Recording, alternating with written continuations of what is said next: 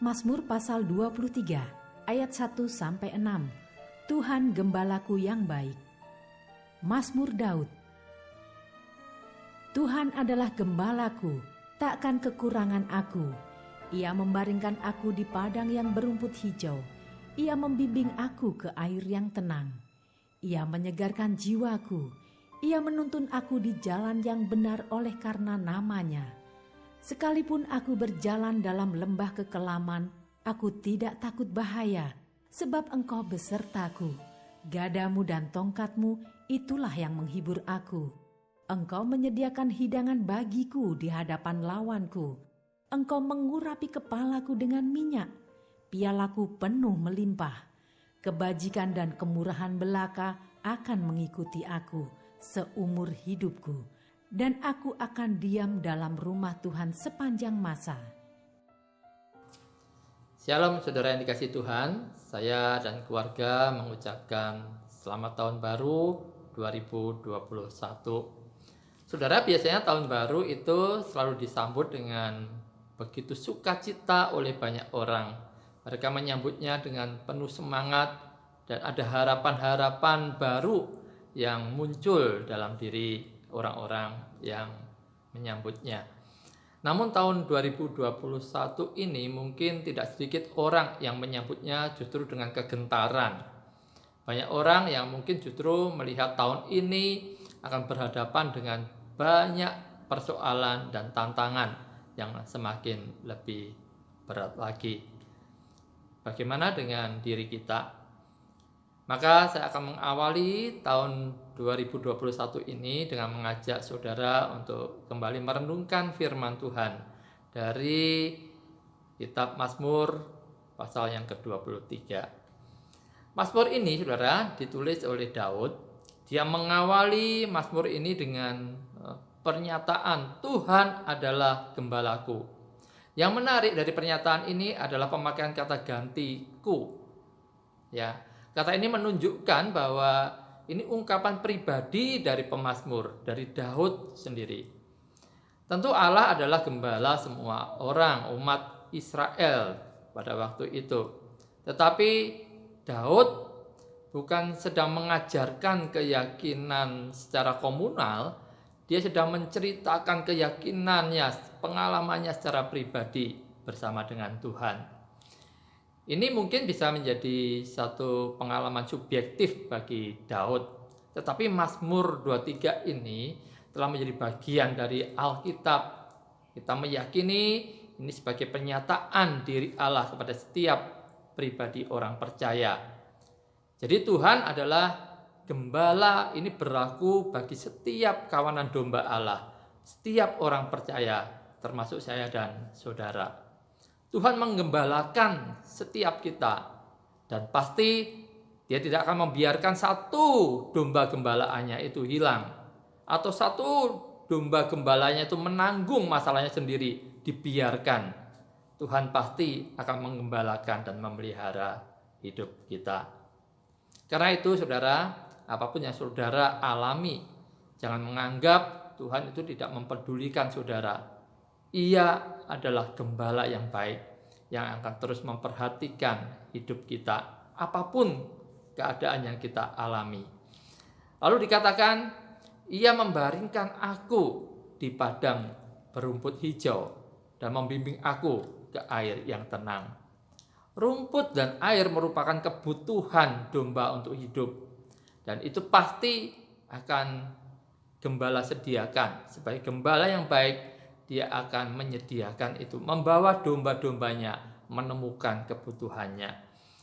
Demikian Tuhan memberikan juga apa yang menjadi kebutuhan kita.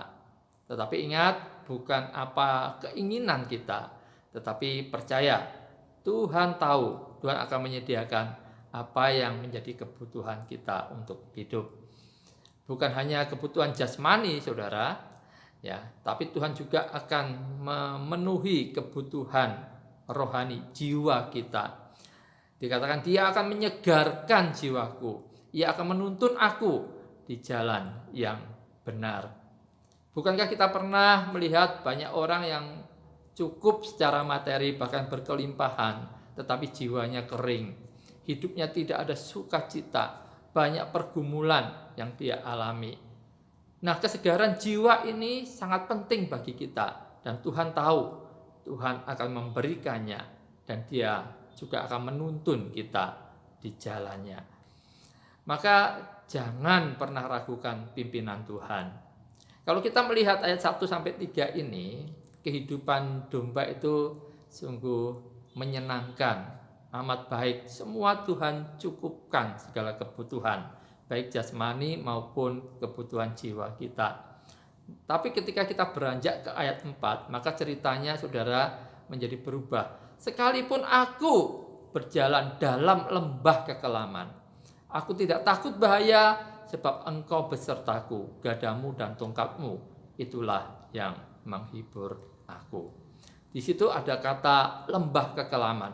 Dalam terjemahan lain dikatakan lembah bayang-bayang maut. Ini menunjukkan sesuatu yang tidak menyenangkan, sesuatu yang menakutkan. Saudara, tidak semua orang pasti mau melewatinya.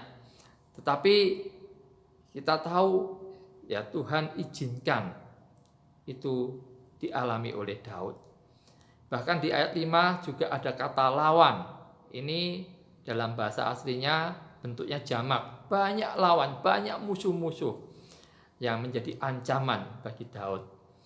Ini menunjukkan bahwa dalam kehidupan kita banyak hal yang memang Tuhan izinkan kita lewati. Bukan yang menyenangkan saja, tetapi hal-hal yang membuat mungkin kita sampai mengalami ketakutan.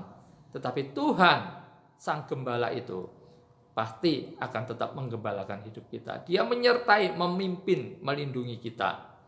Tahun 2021 terbentang di hadapan kita. Kita tidak tahu lembah kekelaman seperti apa yang akan kita lewati.